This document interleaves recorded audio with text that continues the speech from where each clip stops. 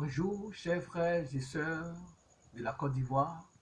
Bonjour les Ivoiriens d'ici et d'ailleurs. Bonjour tous nos amis qui vivent avec nous sur le territoire ivoirien. En ce jour plein de grâce, je dirais, je viens encore une fois de plus vous apporter un message. Je viens vous dire l'amour que Dieu a pour notre pays. Oui, Dieu nous aime. Tous les Ivoiriens sont convaincus. Même ceux qui ont attaqué la Côte d'Ivoire sont convaincus que la guerre qu'ils ont menée en Côte d'Ivoire est une guerre spirituelle. Ça veut dire que c'est une guerre où Dieu est. Et tout cela, c'est dans l'intention d'apporter la paix, la réconciliation vraie et véritable et totale en Côte d'Ivoire, afin que tout individu vivant sur le territoire ivoirien soit heureux. Mais est-ce que nous pouvons avoir la paix sans jamais faire de guerre? Nous nous rappelons les grandes nations, la France, les États-Unis, l'Afrique du Sud. Chacun de ces pays a eu sa guerre. Chacun de ces pays a fait sa guerre. En France, il y a eu la guerre de religion. Aux États-Unis, pour l'indépendance, il y a eu leur guerre. En Afrique du Sud, pour leur indépendance, il y a eu leur guerre, l'apartheid. Le monde même a dû traverser deux grandes guerres avant d'arriver à ce que nous sommes aujourd'hui. Allemands et autres, les autres, vivant en parfaite harmonie aujourd'hui. Le mur de Berlin a disparu. Il y a certains murs de méfiance qui sont tombés, brisés. Oui, la Côte d'Ivoire ne fait pas exception, puisque nous sommes une nation qui aspire à la paix. Et pour aller à la paix, il faut passer par la guerre. Pas forcément, mais pour une paix véritable, il faut passer par la guerre. Parce que souvent, deux amis qui veulent véritablement se connaître doivent se jauger. Et quand ils finissent de se jauger, ils mesurent la force des uns de l'un et de l'autre et finissent par devenir de véritables amis. Chers Ivoiriens, c'est pour vous dire que nous sommes sur la route de la réconciliation, sur la route de la paix. La Côte d'Ivoire est un grand pays. Moi, je vous le dis à travers ma chaîne Côte d'Ivoire t'est promise, CITP. Et ça, je suis convaincu. Il est 3 h du matin, je vous fais cette vidéo. Je ne dors pas, c'est ce que je vous dis. Pas parce que je n'ai pas envie de dormir, non. Mais parce que je suis en train de travailler. Et lorsque je travaille, je marque une pause à 16 h pour faire une vidéo lorsque ça me prend. Lorsque l'inspiration m'arrive, où les anges même bénissent cette vidéo, où les anges, où Dieu déploie les anges pour m'inspirer afin de vous dire des choses bien et des choses qui peuvent aller dans le processus de réconciliation et de paix pour la Côte d'Ivoire et de développement. Je vous ai toujours prôné sur cette chaîne que la Côte d'Ivoire est un pays qui va prendre le relais, la main. Est un pays où les habitants doivent commencer à chercher, à faire des entreprises, à créer des entreprises, véritables entreprises qui vont remplacer ces entreprises occidentaux et étrangères qui viennent piluler et qui fabriquent et qui font n'importe quoi. La Côte d'Ivoire doit commencer ses innovations, ses inventions, ses recherches scientifiques et technologiques maintenant. Mais aujourd'hui, il ne s'agit pas de ça. Je viens vous parler de la réconciliation avec la religion.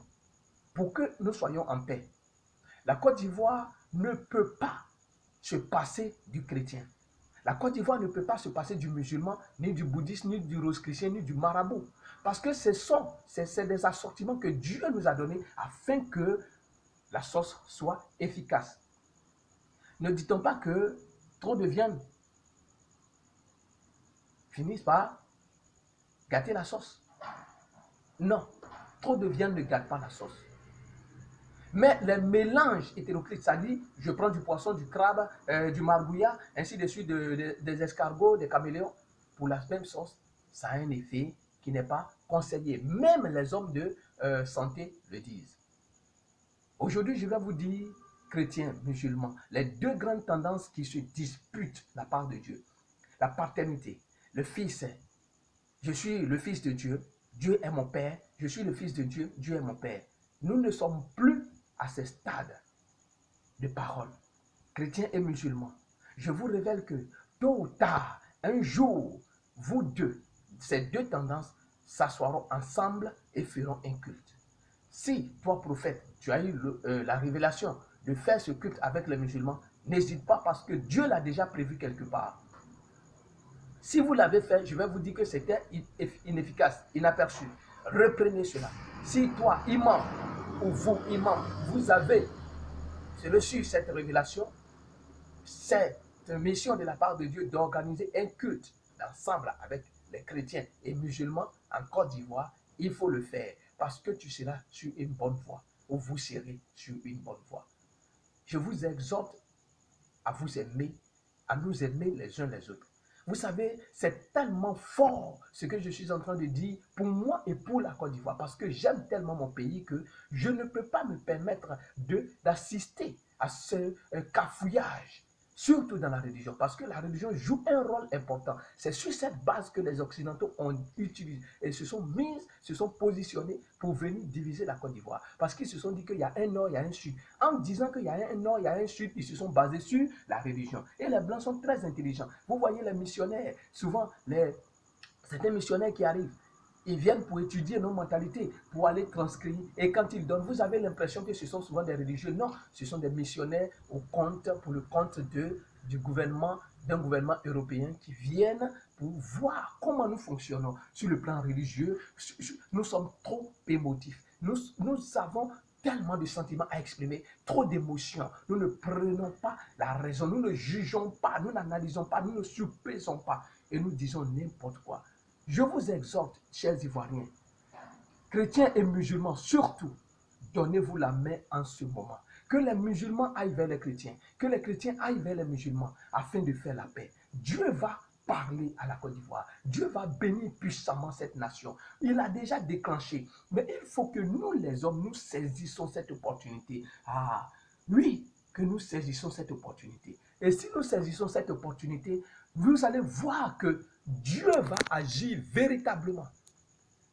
Accompagnons Dieu, aidons Dieu à nous aider. On dit aide-toi et le ciel t'aidera. Il faut que nous posions des actes. Je fais ma part.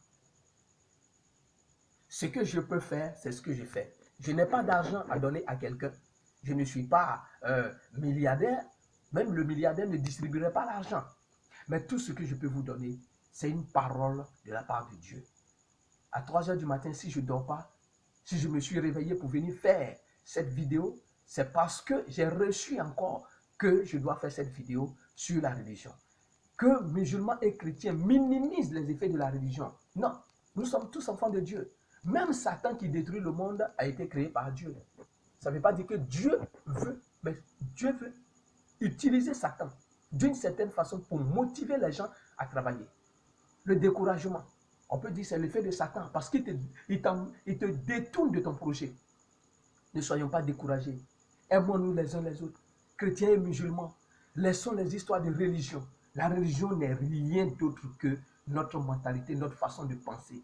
Il y a bien sûr une langue malinké, il y a bien sûr d'autres langues, baoulé, bété, wopé, ainsi de suite, les fonds du Bénin ou bien du Togo, ainsi de suite, les peuls du Sénégal, ainsi de suite. Nous sommes des multitudes et chacun dans sa langue a une appellation de Dieu. Et chacun, selon l'appellation, il y a un culte, du moins, il y a un culte qui suit. Et un culte appelle une religion. Et la religion, c'est ce que nous faisons tous les jours. Oui, c'est ce que nous faisons tous les jours. Et passons ces instants, ces dimensions humaines et terrestres et physiques et charnelles.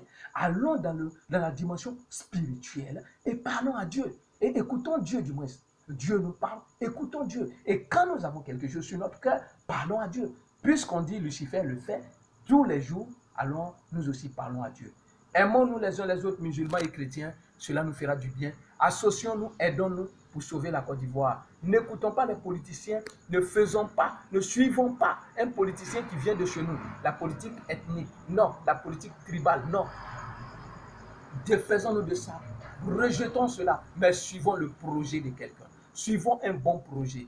Côte d'Ivoire, nous sommes encore dans la zone de turbulence. Mais moi, je souhaite paix et joie en Côte d'Ivoire, prospérité, et que Côte d'Ivoire, terre promise, soit reconnue, soit connue.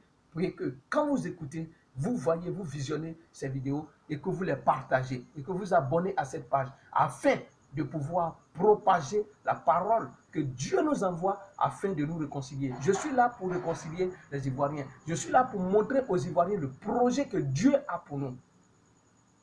Je ne suis pas homme de Dieu, mais je suis une créature de Dieu. Je ne suis pas imam, je ne suis pas prophète, je ne suis pas pasteur. Je suis un simple artisan. J'exerce mon métier. Mais quand j'ai l'inspiration et quand Dieu m'inspire, je parle. Et je parle pour la paix en Côte d'Ivoire. Unissons-nous autour du président Gbagbo qui a une vision. Non, non, je ne dis pas un parti politique, je ne parle pas parler de FPI. Une vision, parce que Dieu a donné les forces à quelqu'un qui n'a plus peur de mourir, qui ne vit plus pour lui, mais qui vit pour une nation. Et qui vit pour une nation, qui n'a plus peur d'être surveillé par des drones, mais qui parle de la réconciliation.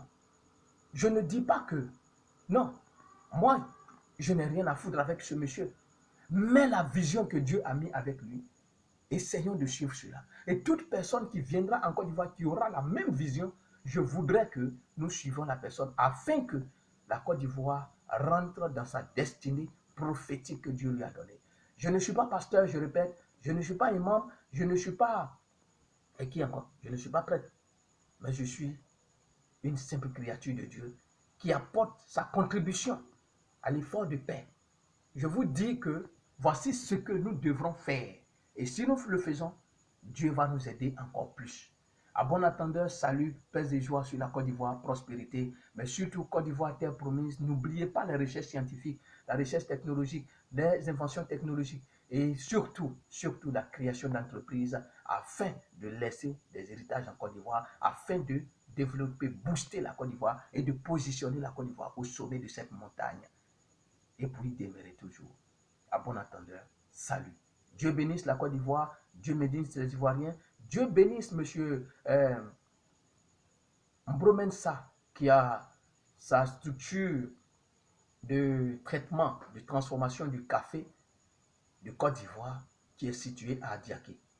Dans mes recherches, je l'ai trouvé. Il a quelques difficultés pour l'électricité. Alors si l'État de Côte d'Ivoire peut l'aider, qu'on parte l'aider parce que c'est un Ivoirien qui transforme le café et met d'une Côte d'Ivoire en Côte d'Ivoire pour le sursaut et pour le développement de la Côte d'Ivoire. J'espère que c'est tombé dans les oreilles de quelqu'un qui peut m'écouter et que Dieu propage les paroles de paix et de prospérité qu'il a données pour la Côte d'Ivoire. Que Dieu nous bénisse et je vous aime, j'aime la Côte d'Ivoire plus que tout autre pays. Amen.